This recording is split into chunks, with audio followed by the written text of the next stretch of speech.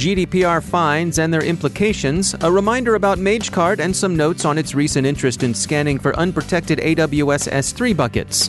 Agent Smith of Guangzhou, not the Matrix, is infesting Android stores with evil twins of legitimate apps. FinSpy is out and about in the wild again. Carole Theriault explores the risks facing financial firms. Daniel Drunz is the catfish face of a gang that stung a U.S. government contractor for millions in goods.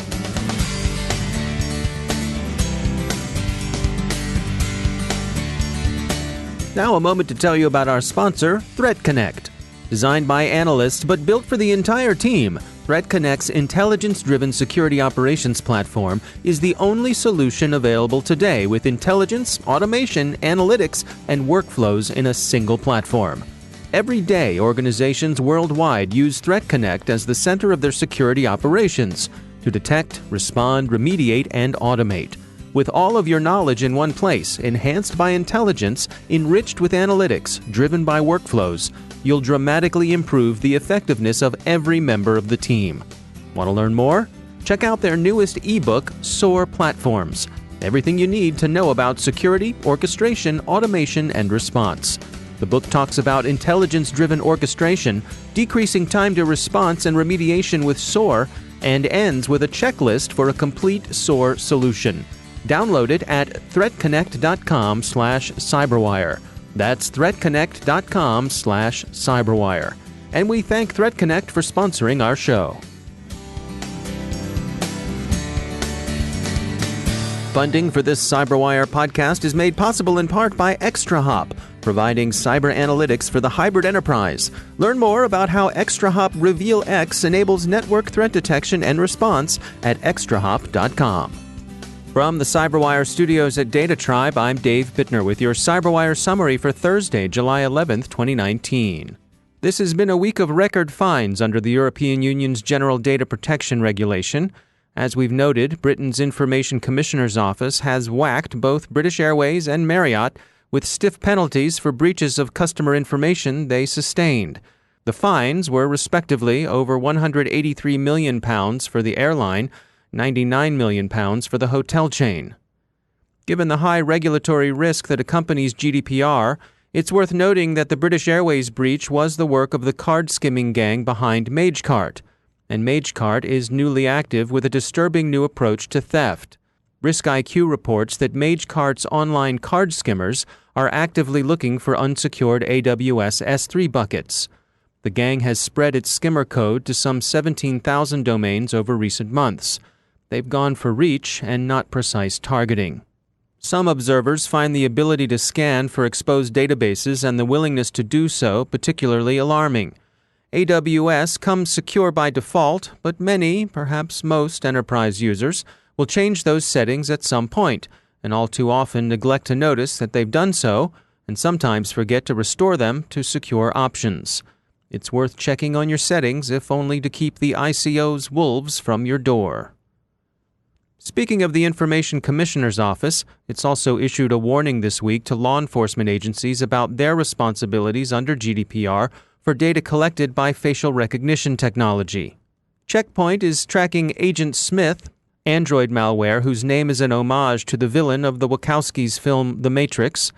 Agent Smith replaces legitimate apps with imitations that carry adware and that have the capability in principle to do more than that. Its appetite is said to be voracious. It will attempt to replace every app it finds on a device with a plausible but malicious double. According to ZDNet, researchers have traced the operators behind Agent Smith to an unnamed company based in Guangzhou, China. The company's legitimate business is helping app developers publish and promote their apps overseas. They also apparently operate an illegitimate malware business behind this front, one which was confirmed in part by the company's job postings, which suggested ongoing work to develop malicious code. Agent Smith has been out as a garden-variety adware threat since 2016, but late last year evolved into the more sophisticated threat it represents today. It originally turned up in the third-party app store, 9apps, but its controllers appear to be working toward establishing a foothold in Google Play as well. Most of its 25 million victims so far have been in India, Bangladesh, and Pakistan, but there have been infections reported in Australia, the United Kingdom, and the United States as well. Financial organizations generally enjoy the reputation for having their security house in order. Makes sense because that's where the money is. But with the continuing growth in the adoption of mobile devices, they've got their work cut out for them. Carole Theriault has the story.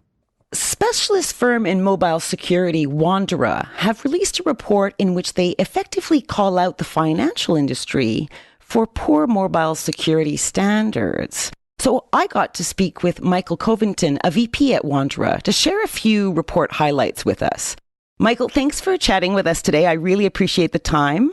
Thanks for having me. Now, you have said that in the financial services industry, you found it disconcerting to find mobile security still being an afterthought. Was this your conclusion after you pulled together all the research into the financial industry and their practices? It was. And, I think one of the things that's interesting about financial services is the amount of private data that they maintain as a result of their business. And you would think that all computing elements that touch that data would have some form of security to protect it as it's being utilized by employees.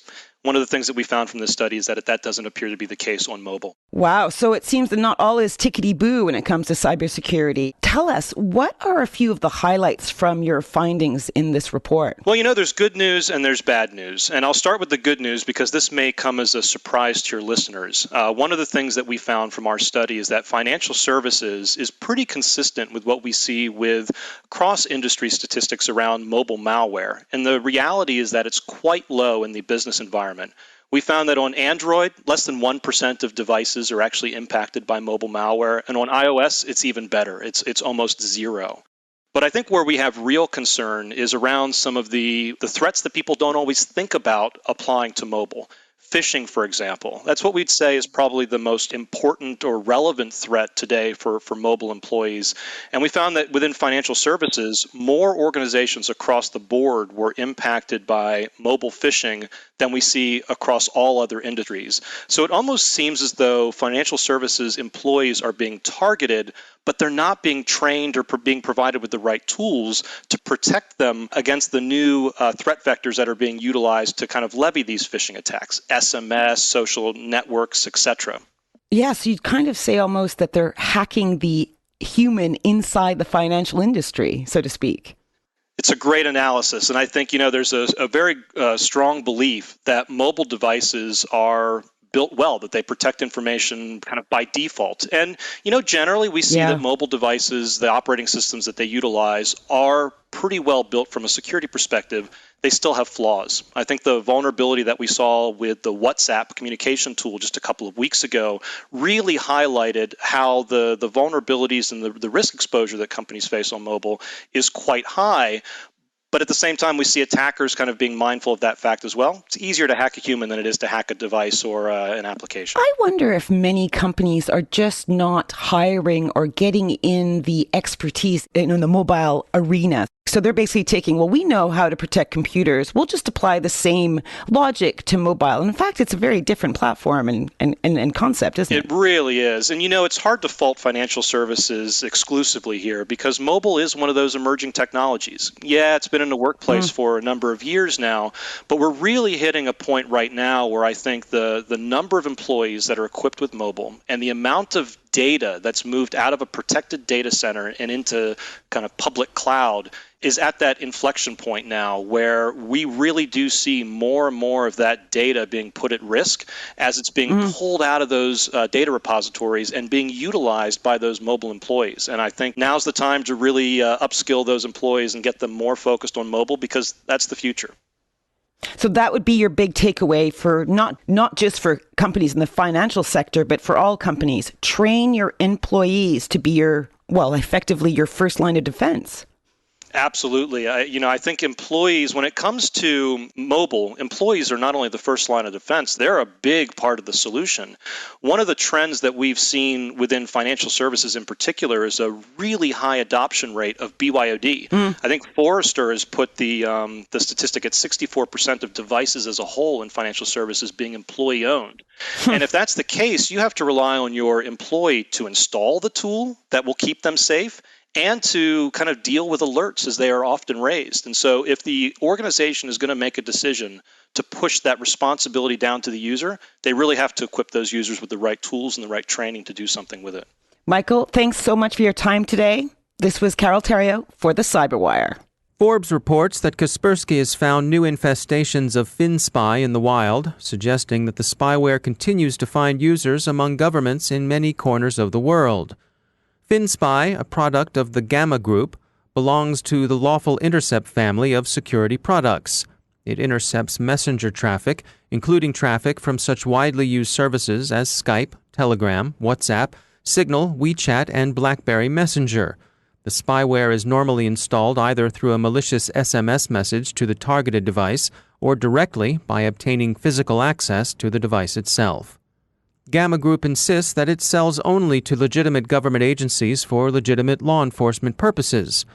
So, FinSpy would be comparable to other law enforcement tools like wiretap equipment or bugs, the sort of surveillance tool that in the United States, for example, and in many other countries as well, would be used only with a duly authorized search warrant. But there are some problems with this.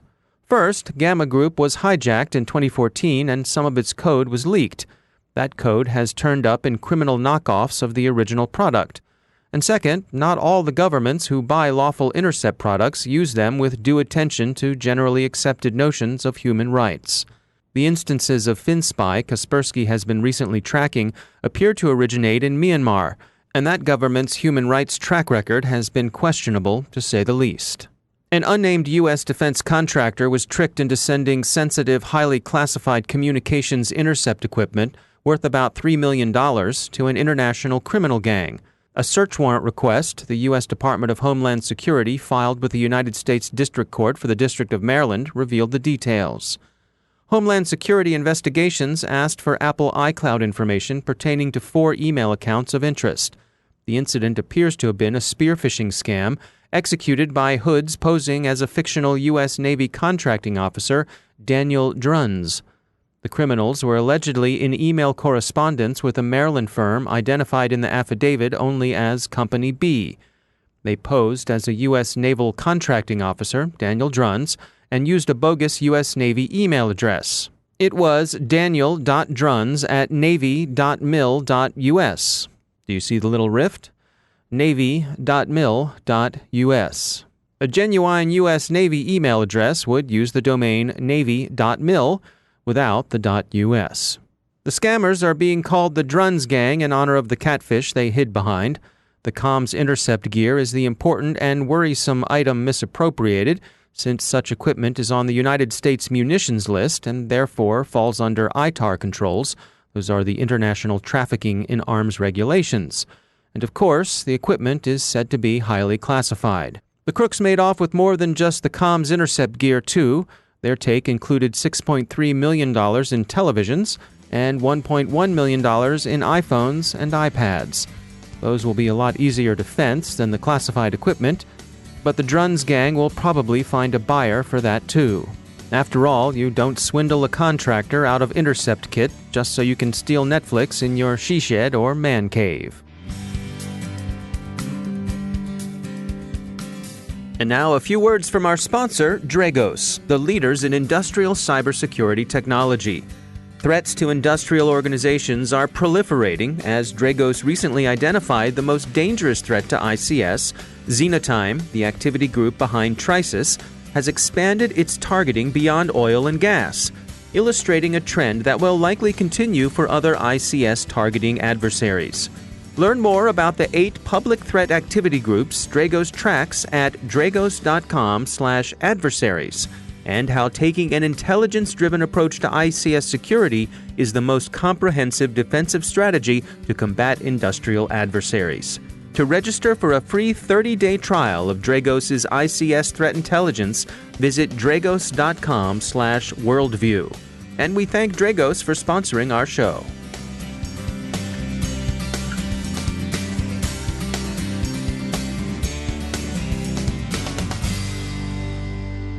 And joining me once again is Justin Harvey. He's the Global Incident Response Leader at Accenture.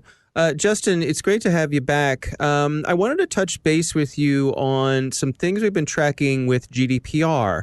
It seems as though, I guess people have been waiting. They've sort of been saying, hey, years gone by with GDPR, when are we going to start seeing some big fines? And recently, we've started seeing some big fines. Yeah, Dave, the jury has been out for over a year now. We in the industry have been waiting to see, does the EU have the teeth in order to drill down on GDPR? And as we've seen over the last 7 days, the answer is yes, with two organizations being fined over 100 million, and then the second one over 200 million. And those of us in the industry who have been watching this very closely, we did not know if this was going to go over like a Led Zeppelin, where we'd see like $1 million or $2 million fines, or even any fines at all. But it appears that they are very serious about this. And what's even more curious is that one of the businesses that was singled out was actually based in the United States. I think that should be a very big hallmark of things to come, not only with the United States businesses and international businesses doing operations in the EU theater of operations, but also how is this going to change regulations and fines of data breaches around the world, not just in the EU. Since you usually see for trends like this, it starts, there's like a pilot, or there's a region that says, we're going to try this, and then it catches on, and then it spreads like wildfire. Now, in a situation like this, I'm thinking of you advising the folks you work with, the companies that you work with. Is there a sense that this removes, knowing that that this is the way the EU is going to come at GDPR fines, I suppose that removes a certain amount of uncertainty, which is a welcome thing. At least companies know where they stand.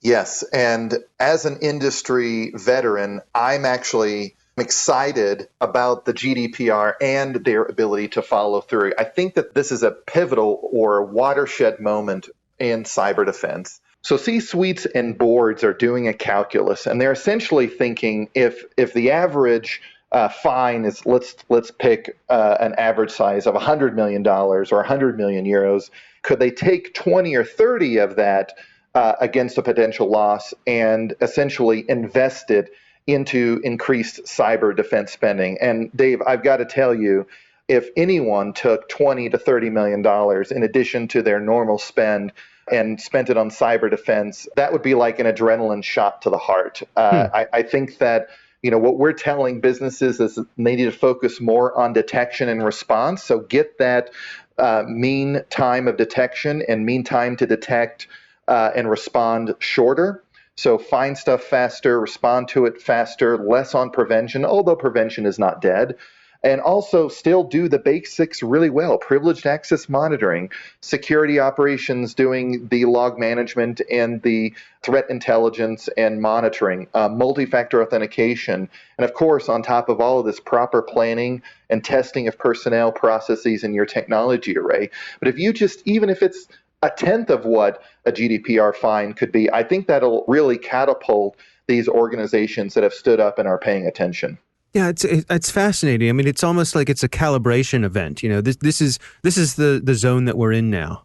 Yes, I think that more organizations need to think about the likelihood of attack just as much as the severity. That's what risk management is about. It's about what could happen, what could be the impact, and of course, what's the likelihood. And every week and every month that we see more and more incidents, those likelihood numbers are going up and up. And it's just a matter of time before most businesses, if not all businesses and organizations, are hit by a cyber attack at one point or another. All right. Well, it's certainly interesting to watch this as it proceeds. Justin Harvey, thanks for joining us. Thank you, Dave. And that's the Cyberwire. Thanks to all of our sponsors for making the Cyberwire possible, especially our supporting sponsor, Observit, the leading insider threat management platform. Learn more at observit.com. The Cyberwire podcast is proudly produced in Maryland out of the startup studios of Data Tribe, where they're co-building the next generation of cybersecurity teams and technology. Our amazing Cyberwire team is Stefan Vaziri, Tamika Smith, Kelsey Bond, Tim Nodar, Joe Kerrigan, Carole Theriault, Nick Valecki, Bennett Moe, Chris Russell, John Petrick, Jennifer Iben, Peter Kilpie, and I'm Dave Bittner. Thanks for listening. We'll see you tomorrow.